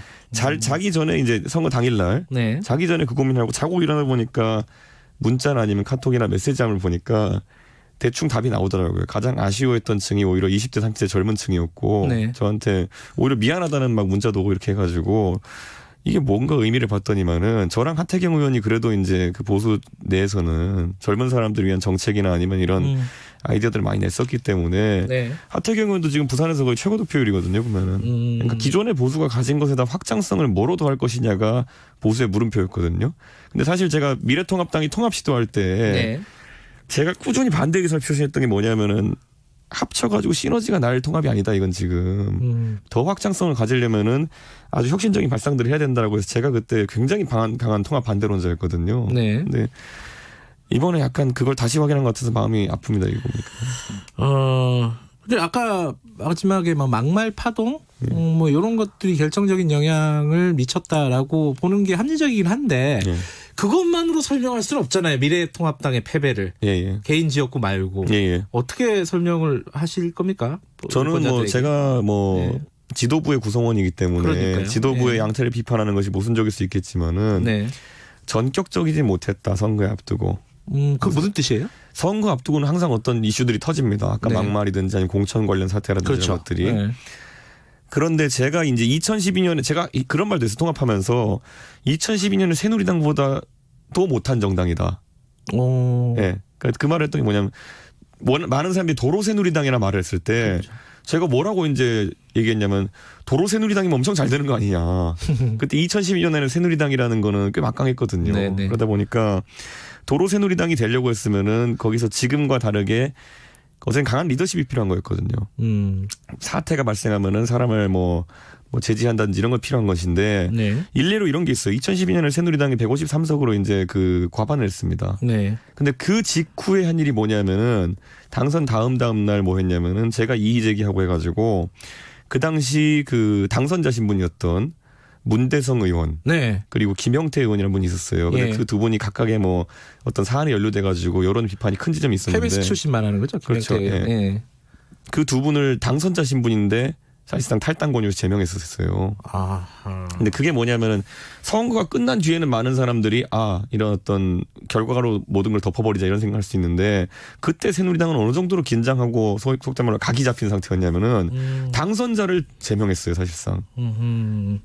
그때 논문 표절이나 뭐 이 정도의 건으로. 네. 그랬기 때문에 2012년 말에 있었던 대선에서도 이길 수 있었다 저는 이렇게 보는 거거든요. 네. 근데 지금 이번에 선거에 보면은 차명진 의원 한 분만 놓고도 잘랐다가 뭐 다시 뭐 처음에는 안 잘랐죠. 안 잘랐다가 뭐 사실 뭐 탈당 권유니까. 네. 그랬더니 차명진 의원은 나 선거는 칠 수 있다 이렇게 막 기쁨의 SNS를 올리고 그다음에 나중에 또 급하니까 제명을 한다 그랬다가 가처분 나가지고 또 안 되고 공천도 마찬가지잖아요. 민경구에만 해도 들어갔다 나왔다 들어갔다 나왔다 이런 상황이 발생하고 저는 이 리더십 부재가 결국 수권 능력 부재라고 이제 사람들한테 인식되는 계기였다 이렇게 봅니다. 근데 저는 잘 이해가 안 되는 게 그 내부 사정을 정확하게 모르니까 아니 위기 의식들이 있었을 거 아닙니까? 네. 그 미래통합당 내부에도 이러다가 선거 완전히 참패할 수 있다. 근데 왜 그런 어떤 갈팡질팡한 모습을 보일 수밖에 없었느냐? 그게 이제 김세연 의원이 예전에 예. 여의도 연구원장을 사퇴하느냐 마느냐고 논란이 된 적이 있었어요. 그렇죠. 예. 그때 김세연 의원이 사퇴 안 하겠다고 하는 취지로 이야기했던 게 나 여의도 연구원의 그 기능이 중립성이 흔들리게 되면은 네. 선거에서 참패할 수밖에 없다. 왜냐하면 여의도 연구원이 공천의 기반 자료도 만들고 나중에 선거 때 판세 분석도 하는 네. 자료들을 만드는데 저는 이번 선거에서 굉장히 강한 의심을 하고 있습니다. 여러 경로로 들은 게 있기 때문에 여의도 연구원이 제 기능을 했는가에 대해 가지고 무슨 말이냐면은 결국에는 뭐 사실 황교안 대표가 임명한 인사가 네. 이제 연구원장이 됐는데 저도 선거를 이 당에서 이제 두 번째 치러봤죠. 그런데 과거에 선거 지원하던 기능과 지금 선거 지원 기능이 굉장히 다릅니다. 제가 같은 지역구에서 뛰었는데 그러니까 판세 분석이라든지 이런 것들도 그렇고 어쨌든 뭔가 정책적인 지원도 그렇고 거의 없었습니다. 그거는. 쉽게 말하면은 여의도 연구원 그런 기능이 어떤 선거 전반적으로 중립적으로 진행이 된 게 아니라 지도부 특히 이제 황교안 대표의 입맛에 맞게 뭐 굳이 표현하면 심기를 불편하지 않게 한 거죠. 마사지가 많이 됐다. 저는 그거 지금 제가 뭐 이거는 나중에 제가 지도부로서 파볼 부분이지만은 네. 굉장히 좀 안타깝고 예전에 보면 제가 바른미래당에 선거 치를 때도 보면요. 네. 막 이상한 소리들이 막 나와요. 보면 안철수 대표가 그때 서울시장 선거를 치르고 있고 저도 보궐선거를 치르고 있는데 현장에서 굉장히 어렵다 소리를 하고 있는데 내부에서는 이제 그 선거침삼 주변에서 뭐 구글 트렌드와 네이버 트렌드로 우리가 이긴다. 뭐 이런 거 있잖아요, 보면은. 근데 이번 선거도 약간 좀 메시지들이 좀 괴랄했다. 이렇게 젊은 사람 표현으로. 요번 그러니까 그건 일단 지금은 의심 수준이신 거고. 네, 제가 한번 살펴볼 겁니다, 그거는.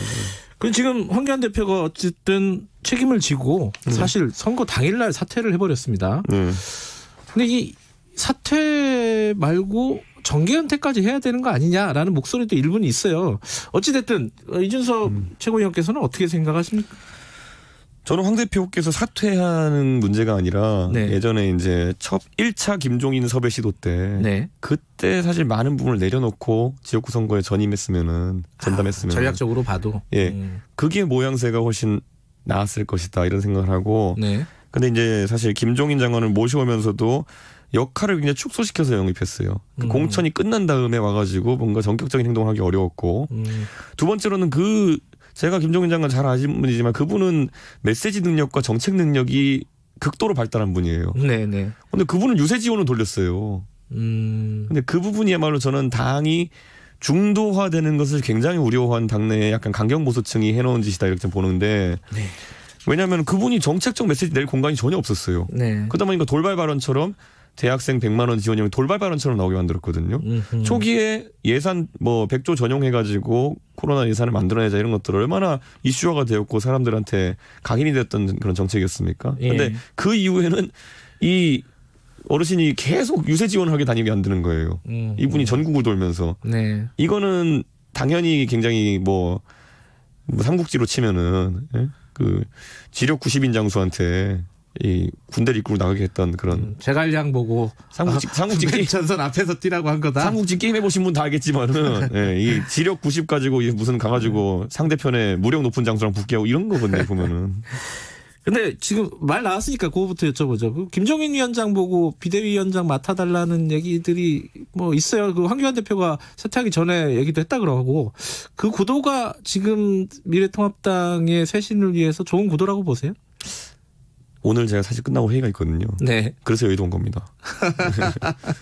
근데 네. 그 김종인 장관이 네. 역할을 지금 선거 끝나고 발휘할 수 있는 공간이 있을까? 라는 건 약간 저는 조금 회의적이세요? 조금 회의적이긴 합니다. 아, 그 얘기가 왜 나오냐면은 대안이 없기 때문에 나오는 거잖아요. 저도 근데 누가 할 거냐? 방문에서 말씀드린 게 회의적이지만 대안이 없습니다라고 말하려고 했던 게 사실 이런 측면이 있어요. 그러니까 네. 보수 정당의 비대위원장 난이라는 거는 네. 예전에 뭐 임명진, 뭐 김병준 이런 네. 분들이 사실 뭐 굉장히 사회적으로 훌륭한 분이지만은 정치 경험은 적으신 분들이고 네. 사실 그분들이 선임될 때부터 우려됐던 정치력 부족, 박력 부족이라는 걸 극복하지 못하고 혼란이 있었던 거거든요. 네. 사실 보수가 문재인 정부 초기에 얼마나 그 단일 대우를 못하고 협상력이 네. 떨어졌는지는 비대위원장 난에서도 이제 볼 수 있었던 거거든요. 근데 네. 지금도 아마 비대위원장의 난이라는 게 비대위원 난동한다는 게 아니라 네, 비대위원장 구인난이라는 네. 것이 있을 거로 보입니다. 그래요. 김종인 위원장은 할 생각이 있으실까요? 하실 겁니다. 아 그래요? 할 거라고 예상은 되지만은 이런 겁니다. 근데 그 이번에 선대위원장 관련해서도 네.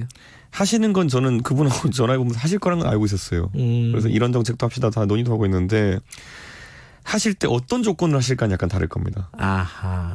전권이라는 단어가 네. 이번에 굉장히 뭐 그 주요 협상 지점이 될 겁니다. 네. 최고위원이시잖아요. 네. 지금 회의하는 것도 아마 최고위원 회의겠죠. 네, 그래야죠. 네. 근데 지금 어떻게 이제 대표는 네. 사퇴를 한 상황이고 네. 원내대표도 낙선을 한 상황이고요. 저희 뭐 낙선자연합회가 시대버렸습니다. 최고위원회가. 최고위원 회의에서 뭐 어떤 뭐 거치라든가 이런 것들이 결정이 되는 건가요? 저희는 딴 거 하면 안 되고요. 예. 딴 메시지를 하나도 내면 안 되고요. 비대위원장 누구 하기로 했다. 그리고 추인했다. 끝. 그거 정도만 하고 저희는 물러나야죠. 물러나는 걸로. 예. 원활하게 될 것 같아요. 또 다들 생각이 다르실 거 아니에요? 대안이 없으니까. 대안이 없으니까. 예. 알겠습니다. 지금 미래통합당 쇄신, 혁신 뭐 이런 얘기 많이 하잖아요. 네. 가장 필요한 게 뭐라고 생각하세요? 좀 사람들이 알기 쉽게 얘기하면은 미래통합당한테. 저는 유튜버들한테 휘둘리는 이런 수준의 정당은 이제 안 되죠. 이번에 제가 여기서 뭐 라디오 나와서 속 시원하게 말씀드리자면요. 지금 보수의 이제 지지자들 중에서 왜 본투표에서는 이기고 사전투표에서는 진 곳이 많냐. 저도 그래요. 저도 본투표에서는 많이 받았어요. 상대 후보보다. 네. 근데 사전투표에서 덜 받았어요. 그래서 진 거거든요. 그래서 사전투표 의혹론을 제기하는 분들이 있어요. 하하. 근데 제가 제발 그런 거 좀 거두라고 제가 말씀드리고 싶은 게 네네. 2주 전으로 되돌려보면요. 제가 무슨 말을 던졌냐면은 제발 사전투표 의혹론으로 사전투표 하러 가지 말자는 이야기를 네. 그만해라. 실제로 보수 유튜버들 중심으로 해가지고 사전투표에 뭐 CCTV가 없으니까 그거는 뭐 정부에서 부정을 일으킬 가능성이 있으니까 사전투표하지 말고 본투표 가라. 이렇게 설득했던 게 유튜버들이에요. 실제로 그리고 그렇게 많이 했어요. 보수에 네. 있는 세권자들이. 네. 그러니까 본투표에 보수가 몰려간 것이고 사전투표에 보수가 안 간 겁니다. 그러니까 격차가 나는 것인데 그때 그런 주장했던 사람들이 지금 와가지고 봐라 사전투표 부정 맞지 이렇게 얘기하는 거는 지고도 정신 못 차리는 겁니다. 그거는. 근데 막판에 김정인 위원장이 그 얘기했잖아. 이건 황교안 대표가 얘기한 건가요? 코로나 감염자 숫자 준 게 검사를 일부러 안 해갖고 준 거다. 이런 게 약간 음모론 아니에요? 그런 게 잘 안 먹힌 것 같은데. 저는 음모론적인 수준이라고 얘기하는데 문제는 이제 그건 앞으로 좀 한두 달 정도 되는 시기 내에 네. 검증을 해봐야 될 겁니다. 왜냐하면은 그 부분은 이미 치료를 받은 분에도 보면은 재확진자들이 나오고 있거든요. 네네. 그렇다면 치료받고 일상생활에 복귀했던 분들 같은 경우에는 아무 거리낌 없이 일상생활을 했다는 거 아니에요. 또 그렇게 소위 말하는 위양성이라고 우리가 얘기하죠. 폴스 네. 포지티브 그렇게 나오는 경우가 많다고 하면은 실제 그냥 첫 번째 검사에서 그 음성으로 나왔던 분들도 실제 그 양성인 분들이 있을 수 있다는 거거든요. 그러니까 이거는 뭐 정부가 잘하고 못하고가 아니라 네. 실제 지역사회 가면은 뭐 나라들마다 다르겠지만 샘플 조사를 해야 될 수도 있고 다른 방향으로 측정할 필요성이 있다. 뭐 저는 그 부분을 여쭤본 게 아니라 마지막 선거 막판의 메시지로서 적절한 메시지였나 이 부분이 전략적으로 봤을 때. 그러니까 얼마나 여의도 연구원에서 제대로 된 거 안 쥐어줬으면 그런 게 나왔겠습니까. 네. 자 이제 100석 조금 넘습니다. 미래통합당. 마지막에 지금 국회에서 쉽지 않을 거예요. 여당을 견제하기가. 어떤 전략을 취하는 게 좋을 것 같습니까? 지금까지는 사실은 발목 잡기 이런 프레임들이 있지 않았습니까? 사실 네. 그런 부분들도 있었고요. 실제로. 앞으로 미래통합당은 국회에서 어떤 방식으로 전략을 짜고 행동을 해야 될까요? 2008년도에요. 네. 그때 총선에서 민주당이 87석인가 있을 겁니다. 네. 네. 그래도 민주당 안 무너집니다. 네. 문제는 이제 그 남아있는 100명이라는 지금 미래통합당 의원들이 어떤 전략을 가져갈 것이냐. 왜냐하면 제가 봤을 때 20대 국회는 지금보다 의석이 많았지만도 그냥 전략이 전무한 상태였거든요. 네. 그 당시에 뭐 진박 공천 이런 걸로 들어온 분들이 나는 왜 여기 있는가, 나는 왜 국회의원 하고 있는가에 대해서 임기 끝날 때까지 몰랐던 분들이 좀 많다고 생각해요. 근데 지금 시점에서는 이 당선되신 분들이 얼마나 더 강한 책임감을 가지고 갈 수 있겠느냐. 그거에 따라 뭐 100석짜리도 뭐 직권할 수 있습니다. 네. 이거 하나 여쭤봐야겠네요. 홍준표, 김태호 당선자 무소속이잖아요. 이분들이 거의 대권 주자급인데 데려다 쓰면 되는 거 아니에요? 미래통합당에서? 안 되는 건가요? 그냥 그 보수 유권자들은요. 네. 이제 이렇게 악에 바치면은 대선에 올인할 수밖에 없습니다. 그랬을 때 간단하게 이제 대조해보고 이제 할 겁니다. 상대편의 예를 들어 후보가 이낙연 총리가 나온다고 했을 때 이낙연의 홍준표 붙이면 돼? 안 돼. 그러면 바로 이제 소위 말하는 킬. 저는 이제 홍준표 대표가 지난번 대선에서 뭐 그래도 기대치보다 많이 득표했기 때문에 영향이 있는 분이다 생각하고 하지만 앞으로 그 보수 유권자들은 끊임없이 대선 후보를 찾기 위한 노력을 계속 할 겁니다. 네. 그 과정 속에서 당연히 이분들도 언급이 되고 할 겁니다. 알겠습니다. 시간 없어요. 이제 끝났는데 네. 앞으로 계획 어떠세요? 낙선자로서. 제가 사실 지역구 돌면서 네. 낙선 인사를 하고 다니고 있거든요. 그렇겠죠. 근데 힘들어요. 해보면은. 왜냐하면 그게 그 이번에 미래통합당에다가 심판을 해야 된다고 생각했던 유권자들도 네. 결과가 이렇게까지 나올 줄 몰랐다라고 하는 분들이 많아요. 그렇기 때문에 앞으로 보수가 좀 혁신해가지고 그 대선과 지방선거에서 우선 다시 솟아오를 수 있게 하는 게 제 역할이고 저는 정치를 왜 이런 시기에 시작해가지고 이 보수의 하락기에 시작해가지고 참 어려운 길들을 걷게 된지 모르겠습니다만 열심히 하겠습니다. 알겠습니다. 네. 김부겸 낙선자가 그런 얘기 했잖아요. 밭을 탓하지 않는다. 농부는. 그러니까요. 또 갈아야죠. 저희 또. 알겠습니다. 앞으로 뭐 의정 활동은 아니지만 정치 활동 예. 기대하겠습니다. 고맙습니다. 예, 감사합니다. 이준석 최고위원이었습니다. 지금 시각은 8시 48분입니다.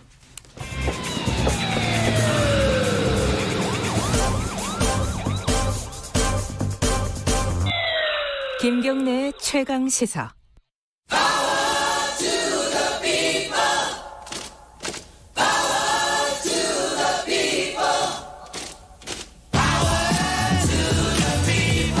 을의 입장에서 을의 목소리를 통해 함께 사는 세상을 생각하는 시간입니다. 지금은 을밀대 민생경제연구소 안진걸 소장님 오늘도 나와 계십니다. 안녕하세요. 네, 안녕하십니까.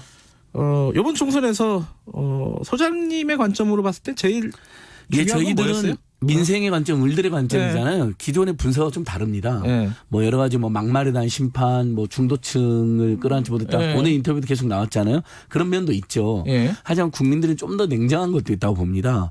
사실 그 불평등 민생고 양극화를 촛불 시민혁명 이후에 네. 조금 더 현 정부가 더 여당이 더 올인해서 개선해 줄 바랬는데 네. 최저임금 인상이라든지 중소상공인 신용카드 가맹 수수료 대폭이나 잘 된 것도 있지만 제대로 안 됐다는 비판도 많거든요. 네. 근데 그걸 그럼 그게 야당표로 안 가느냐.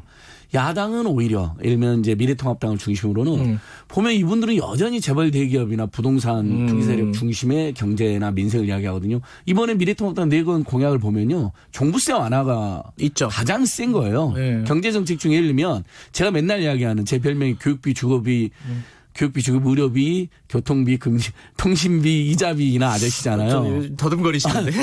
오랜만에 더듬었는데 그런 별명이 하나 있는데 그런 공약 하나도 없어요. 제가 다 분석해 보면 이제 선거 전에는 제가 조심스러워서 말씀을 못 드렸는데 민주당도 종부세 인하 얘기했어요. 그 일부 강남 이제 소파 지역으로 해서 이제 시민단체들이 지적을 받았는데 주로는 이제 대부분 상대적으로 재산이 많고 종부세가 마치 국민 2% 정도만 내는데 세금 폭탄이라고 주장하는 분들이 미래통합당에 많았어요. 그러면 국민들 어떻게 생각하겠어요? 대다수 국민들, 특히 을들이나 서민들은 여전히 대기업이나 부자 중심으로만 사고하고 있구나. 저는 그렇다면 정부 여당도 미진했지만 누가 이 시대의 최대 과제인 불평등 민생고 양극화를 극복하는 데 올인하는가. 영화 기생충이 준 그 교훈. 영화 기생충은 엄청난 찬사를 보내면서 기생충이 준 교훈은 외면하는 거거든요. 불평등 민생고 양극화가 계속되면 파탄이 있을 수도 있다는 거잖아요. 사회적. 그다음에 처음부터 시작하는 게 반지하에서 주거비로 시달리는 분들 윗집 아이파이 잡아서 통신비로 시달리는 것. 그다음 프랜차이즈 문제점이 다 나옵니다. 그 영화에. 그런 공약들 여당에 비해서 야당이 훨씬 더 소극적이었어요. 정의당이 가장 적극적이었고 그러니까 시민단체 평가에도 보면요. 정의당이 가장 적극적, 민주당은 긍정적이거나 약간 애매한라는 지적. 근데 대부분 미래통합당은 그런 면에 있어서는 대부분 부정적이나 소극적. 이게 제 평가가 아니라 최근에 시민단체들이 총선 평가에 나온 거거든요. 그러면 도도 흐르는 민심은 어떤 판단을 하겠습니까? 안 그래도 여러 가지 문제가 있는데 민생고 불평등 양극화 문제에도 교육비, 주거, 의료비, 통신비, 이자비, 교통비 줄이는 문제에도 소극적인 정당에 표 갈 수가 없잖아요. 저는 방금 온 이제 이준석 전 후보님 같은 경우는 굉장히 개혁적이잖아요. 이런 분들이 미래통합당에서 체질을 그렇게 바꿔야 된다고 봅니다. 그런 정책에서 선의 경쟁에서 압도하면 민주당이나 정의당도 긴장할 수밖에 없죠. 시간이 많지 않아서 좀 하나씩 짚어볼게요. 지금 20대 국회가 임기가 안 끝났어요. 맞습니다. 이거 굉장히 중요합니다. 남아있는 것들이 있죠. 해결하고 가야 될 것들이. 아주 많습니다. 제가 아까 우리 김경래 앵커님 제가 사랑하고 존경하지만 21대 국회에 기대하겠습니다라는 표현을 몇 번 하셨어요. 고 김관홍 잔수상법 쓰면서도 그거 안 됩니다. 죄송합니다. 20대 국회가 5월 30일까지 임기가 남아있습니다. 죄송합니다. 이게 이제 상식적으로 법에는 제가 찾아보니까 안 나와 있어요. 1988년도 총선 때부터 5월 30일 임기가 시작돼서 관행적으로 5월 29일까지가 임기가.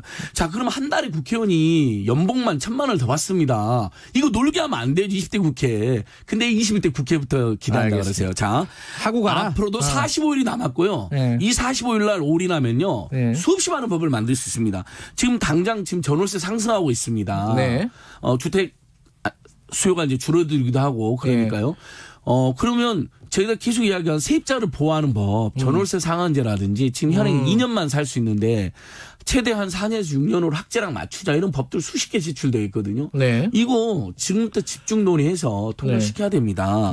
그다음에 이번에 코로나19 관련해서도 오면 상가임대차 관련해서도 임대료 인하 청구권이 있는데 건물주도 예매하고 있잖아요. 이런 거 활성화하게 해주는 법이라든지 의무적으로 응하게 하는 법이라든지 등록금 입학금 환불도 지금 우리 최강시사에서 지적했는데 안 되고 있지 않습니까? 고등교육법을 보면 천재지변 등에 환불해 줄 수 있다고 되어 있는데 천재지변 등으로 되어 있어요. 그것을 천재지변과 전염병 사태 등에는 전염병은 천재지변 아니에요? 그러니까 천재지변인데 이제 학교 당국이 자꾸 천재지변으로 되어 있다. 거부하니까 대학 당국이 이것만 간단하게 법만요. 천재지변 전염병 사태 시에는 등록금을 일부라도 환불해야 된다. 또는 적극적으로 환불 교섭에 나서야 한다. 이렇게만 바꿔줘도 지금 대학생들 학부모님도 굉장히 어려운데.